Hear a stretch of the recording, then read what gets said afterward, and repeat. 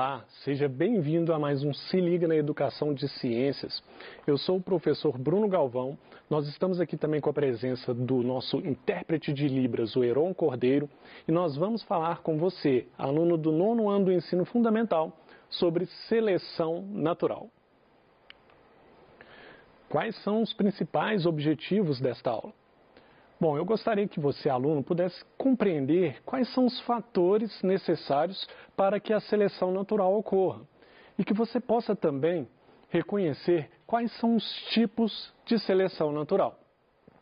Então, trata-se de um assunto que nós começamos na aula anterior, quando nós começamos a falar então de evolução biológica.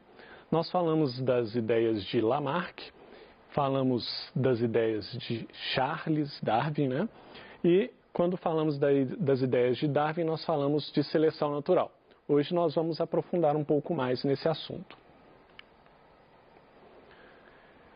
Bom, temos ainda mais objetivos. Eu quero que você possa identificar as evidências do processo evolutivo também. Na outra aula, nós não tratamos das evidências. Nós tratamos então das ideias gerais de Darwin, mas as evidências ali não foram colocadas. É importantíssimo que você tenha uma noção das evidências das provas que se tem hoje para você ter seu próprio pensamento crítico e para você tirar suas próprias conclusões. E aí, depois, no final dessa aula, vendo essas evidências e juntando com a primeira aula, eu gostaria que você, aluno, pudesse ainda perceber a contribuição da genética na teoria de Charles Darwin. Então você vai ver que a teoria de Darwin não ficou apenas com as evidências de achados fósseis, entre outras coisas, que acabou que a teoria de Charles Darwin ela se uniu aos conhecimentos da genética e esses conhecimentos da genética colaboraram com uma teoria que é a teoria que nós temos mais forte hoje. Como que ocorre a seleção natural, então? Eu fiz um esquema aqui, simplificado disso. Então, o que nós temos é que existem condições ambientais, né? Ou seja, mudanças de clima, né? Erupções vulcânicas. A gente pode pensar numa variedade enorme de condições ambientais, né? Tempos de chuva, de tempestade, momentos em que a gente tem uma quantidade de gases diferenciados na atmosfera que podem fazer mal ou não para determinado ser vivo. Então, são condições ambientais. Essas condições, elas podem agir sobre organismos que estão bem adaptados a enfrentar essas condições. Se esses organismos estiverem bem adaptados, eles vão ter sucesso reprodutivo e, com isso, essa espécie vai perpetuar, ela vai durar, ela vai permanecer no planeta. Agora, se essas condições ambientais ocorrerem sobre organismos que não estão adaptados, ou seja, que não suportam aquele tipo de condição, esses organismos, então, eles não vão ter sucesso reprodutivo, eles não vão conseguir gerar descendentes, porque muitos vão morrer no processo. Isso pode levar à descontinuidade da espécie, ou seja, essa espécie pode deixar de existir. Essa é a ideia principal, né, uma visão geral do que é a seleção natural, que nós começamos a falar na aula anterior. Agora, existem fatores que são fundamentais para que realmente exista a seleção natural. Para que essa teoria realmente tenha valor, é importante pensar o seguinte: precisa haver variabilidade entre os indivíduos. Então, basta olhar para a espécie de cachorros, né? A gente tem uma variabilidade muito grande de cachorro, né? A gente tem cachorro pequenininho, cachorro grande, cachorro de tudo quanto é cor. Então, a gente tem que ter variabilidade para acontecer. Tem que ter reprodução diferenciada. Eu vou tratar isso daqui a pouco com vocês. O que seria essa reprodução diferenciada? E precisa haver hereditariedade, que eu também vou tratar em detalhes com vocês a partir de agora. Vamos falar da variabilidade primeiro, então, que eu citei aí a variabilidade de cachorros e coloquei aqui uma figura mostrando justamente isso, né? Nós temos cachorros de todos os tipos e vale a pena lembrar que você pode até falar que os cachorros têm raças diferentes aqui, mas são todos da mesma espécie. Então, eu estou falando da mesma espécie, de uma população de indivíduos que pertencem à mesma espécie. E mesmo dentro da mesma espécie existe uma grande variabilidade. Basta pensar em nós, seres humanos, né? Nós temos seres humanos de diversas alturas, diversas cores de cabelo, cor de olho, enfim, uma variabilidade muito grande dentro da mesma espécie. Então, os indivíduos de uma mesma espécie precisam apresentar variações nos seus fenótipos e genótipos. Normalmente, nós temos que fenótipos estão relacionados a genótipos. O que é isso? Que as nossas características externas, visíveis, elas estão relacionadas à nossa genética, né? Ao código genético, né? Por exemplo, uma pessoa ter o olho verde é uma característica genética, que ele herdou dos pais. Ter o olho castanho também herdou dos pais. Então, essa genética leva ao fenótipo, o genótipo levando ao fenótipo. O que seria o fenótipo nesse caso que eu estou falando? Ter o olho verde, ter o olho azul ou castanho, é aquilo que a gente consegue ver, né? O que está aparecendo para o ambiente, é o que nós chamamos de fenótipo. E o exemplo dos cachorros mostra isso claramente. A variabilidade muito grande significa que eles têm genótipos diferentes, né? Ou seja, códigos genéticos que vão levar a características diferentes, e você vai ter esse fenótipo aqui, que é o que a gente consegue visualizar. Reprodução diferenciada. Os organismos que portam características mais favoráveis em um ambiente conseguem se reproduzir com maior frequência que os outros. Então, ter uma reprodução diferenciada é que tem alguns organismos que vão ter mais facilidade para reproduzir, vão ter um ambiente favorável, ou eles vão ter vantagens que vão ser favoráveis a eles para reproduzir, enquanto outros não vão ter vantagens. Um exemplo interessante é o do pavão, né? O pavão macho, ele tem aquelas penas exuberantes, lindas, e quanto mais bonitas e maiores forem aquelas penas, mais ele atrai as fêmeas. Então, aquele pavão que tem as penas bem grandes, super bonitas, coloridas, eles têm uma vantagem na reprodução. Eles têm uma reprodução diferenciada em relação àqueles outros que não têm uma pena assim tão bonita e nem tão grande. Então, é uma vantagem reprodutiva. É um dos exemplos que eu posso falar aqui. E hereditariedade. Hereditariedade, né? Nós falamos aí das leis de Mendel recentemente, e aí a gente pode pensar inclusive no exemplo de Mendel aqui, ó, que é o exemplo das ervilhas, em que ele cruzou ervilha amarela com ervilha verde, certo? E na primeira geração, só foram geradas ervilhas amarelas. Do cruzamento dessa amarela com a verde, só gerou a ervilha amarela. Tá, ele concluiu aí então que o amarelo seria dominante, mas ele não concluiu de imediato, ele concluiu depois. Quando essas outras ervilhas amarelas foram cruzadas entre si ou fizeram autofecundação, ou seja, aquela mesma planta se autofecundou, né? Gametas masculinos dela fecundaram os gametas femininos da mesma planta, aí a gente teve uma proporção dessa aqui, ó, 3 ervilhas amarelas para uma ervilha verde, em média. É isso que a gente obteve aí no final, foi o que Mendel obteve. O que isso quer dizer? Que essa ervilha aqui, ó, verde, o que ela tinha de característica genética não se perdeu aqui nesse cruzamento, não se perdeu aqui, ó. Permaneceu e acabou se manifestando aqui, ó, no segundo cruzamento. Isso é hereditariedade. Quer dizer que as características são transmitidas às próprias gerações. Essa é a ideia de hereditariedade. Você passar as suas características genéticas para os seus descendentes, de geração a geração. Ok, então vimos aí que esses fatores são importantes para que ocorra a seleção natural. E existe uma divisão dentro da seleção natural, mostrando alguns tipos de seleção natural, algumas formas que podem ocorrer a seleção natural. Nós temos a seleção natural direcional, a seleção natural estabilizadora e a seleção natural disruptiva. Vamos ver o que seria cada uma dessas. Primeiro, seleção direcional.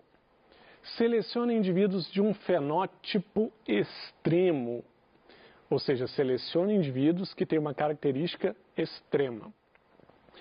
Eu gosto de usar aqui o exemplo das bactérias.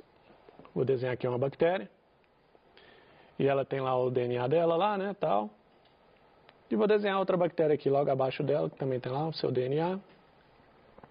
Agora imagina que só uma bactéria dessa sofreu uma mutação no DNA. O que é isso? Ela vai ter uma sequência diferente aqui nesse DNA, que eu estou colocando de amarelo aqui. Estou colocando até mais grosso para ficar bem claro. Essa sequência a outra bactéria de baixo não tem. E vamos supor então que essa... Vou manter no amarelo aqui. Essa sequência vai ser importante para ela ser resistente a um determinado antibiótico.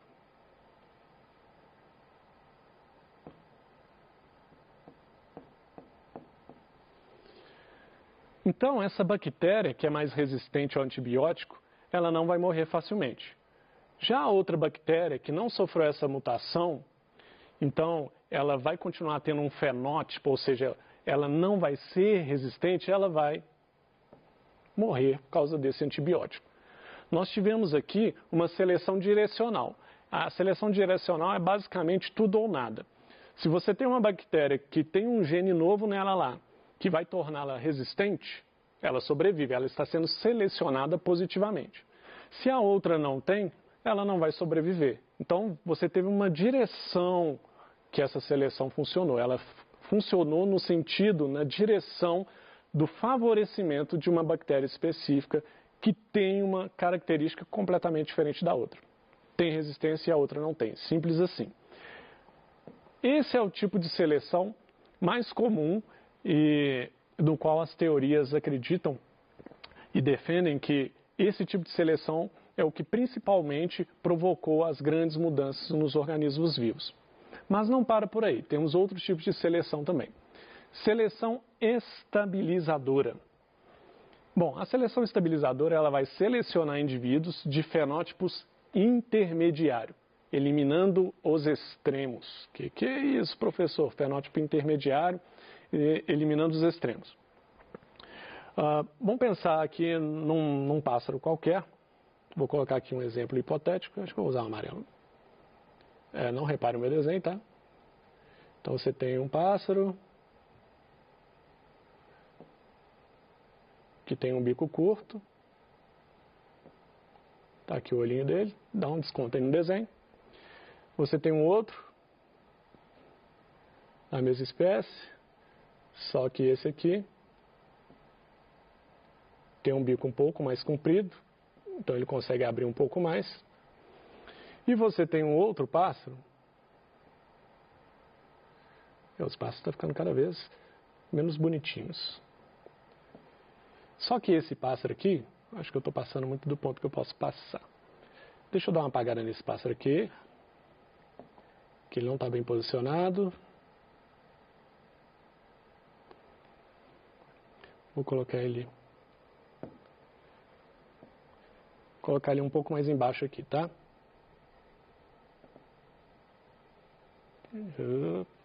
Vai ficar meio emboladinho, mas é só para vocês verem uma pequena diferença nesse pássaro aqui.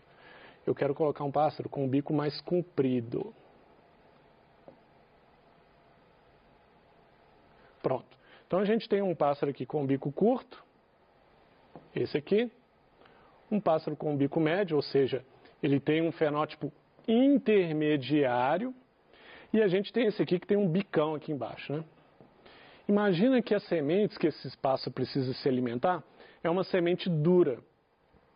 É uma semente dura e ela tem um certo tamanho. Então, um pássaro com um bico muito pequeno, vamos supor que a semente tem esse tamanho aqui, ó.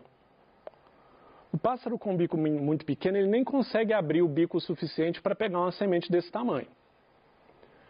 O pássaro com bico médio, ó, ele consegue pegar essa semente e como esse bico médio ele não é tão comprido, ele tem uma certa força nesse bico. Não é um bico frágil, então ele consegue se alimentar bem dessa semente. Enquanto esse outro pássaro aqui, ó, tem o bico comprido demais, ele até consegue pegar a semente, mas o bico dele é muito frágil para quebrar essa semente. O que vai acontecer aqui, ó, é que essa característica intermediária aqui, ó, esse pássaro com bico médio, ele vai ter uma vantagem sobre os dois extremos, sobre aquele que tem o bico muito pequeno e o outro que tem o bico muito comprido. É isso que é favorecer o extremo. A gente chama esse tipo de seleção estabilizadora, que vai selecionar indivíduos de fenótipos intermediários, ok? Essa é a ideia, então, de seleção estabilizadora. E, finalmente, o último tipo de seleção é a seleção disruptiva. O que a seleção disruptiva faz?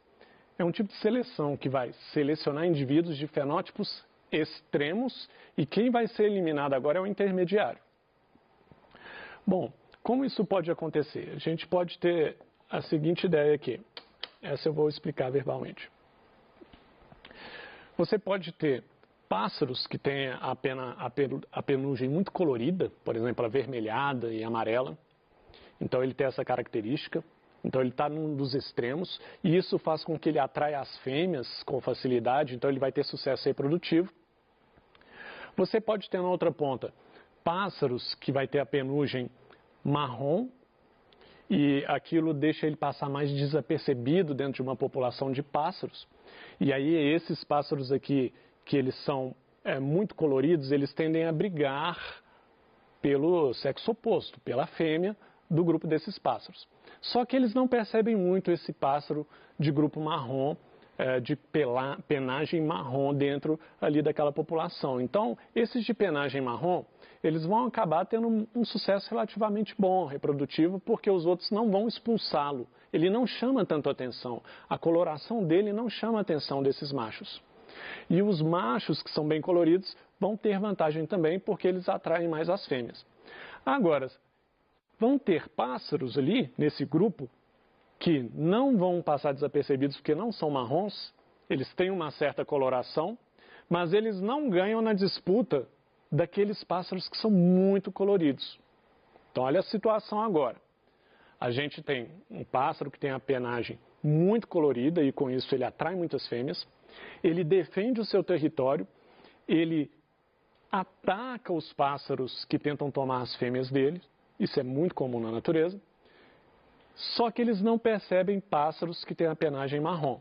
E os de penagem marrom ele não dá muita importância, não parece ser um competidor, então ele mantém ele dentro da população. Então, vai se manter dentro da população o pássaro de penagem marrom e o bem colorido. E aquele que tem uma corzinha ali, que tem aquele coloridinho, vai chamar a atenção do pássaro brigão, que quer defender o território.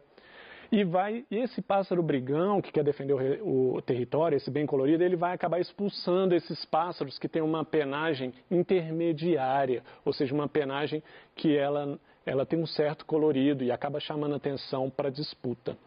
Nesse caso, os pássaros que estão nesse ponto intermediário, que tem uma penagem mais ou menos colorida, eles vão ter desvantagem, eles vão ser expulsos do grupo. E os pássaros das extremidades, ou seja, o muito colorido e o que não se percebe muito, eles vão permanecer. Isso é um exemplo de seleção disruptiva, em que você vai selecionar os indivíduos de fenótipos extremos. Ou é muito colorido, nesse caso que eu falei, ou é sem cor, ou é com uma cor bem que não chama atenção. Então eles vão sair na vantagem sobre aqueles outros que vão ter uma característica intermediária, mediana. Ok, entendendo aí os tipos de seleção, agora finalmente falando da teoria sintética da evolução, que é justamente a ideia de que a genética contribuiu com dois pontos importantes. A genética mostrou que existe mutação.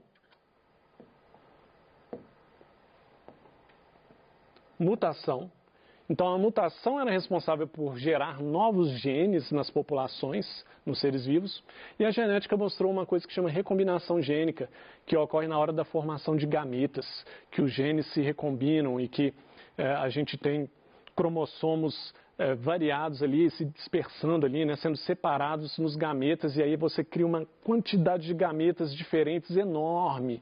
Só para você ter uma ideia, um ser humano pode ter uma quantidade de gametas com uma variação de mais de 8 milhões de gametas diferentes uns dos outros, por causa da recombinação gênica. Então a genética mostrou como que ocorriam essas diferenças, que era o que Darwin não sabia dizer. Então existe a variabilidade e a genética conseguiu provar como que ocorre essa variabilidade. E essa variabilidade, então, juntou-se às evidências que Darwin já tinha, mostrando que o planeta estava sempre sofrendo transformações, que haviam registros fósseis, animais antigos achados que não existem mais e muitos que se parecem com os de hoje, semelhanças anatômicas, as asas de um pássaro e tem uma estrutura interna óssea semelhante ao dos nossos braços, tem até carpos, metacarpos, rádio, una, o nome dos ossos mesmo, são ossos semelhantes. A embriologia, que estuda quando a gente tem a junção do gameta masculino e feminino, e aí forma um zigoto e começa a formar o feto, ali você tem um embrião sendo formado primeiro, e ao comparar os embriões de diferentes seres vivos, nós conseguimos então colocar esses seres vivos em categorias e mostrar que eles têm uma origem embrionária muito semelhante. E, finalmente, o que eu mostrei aqui é a análise genética, e hoje em dia a gente consegue comparar sequências de DNA, mostrando realmente a força das ideias da teoria evolutiva por seleção natural. Foram esses os pontos principais, todos os fatores da seleção, os tipos de seleção, a entrada da genética fortalecendo inclusive as evidências da evolução, algumas referências para você aprofundar no assunto, e é isso. No mais, bons estudos para você.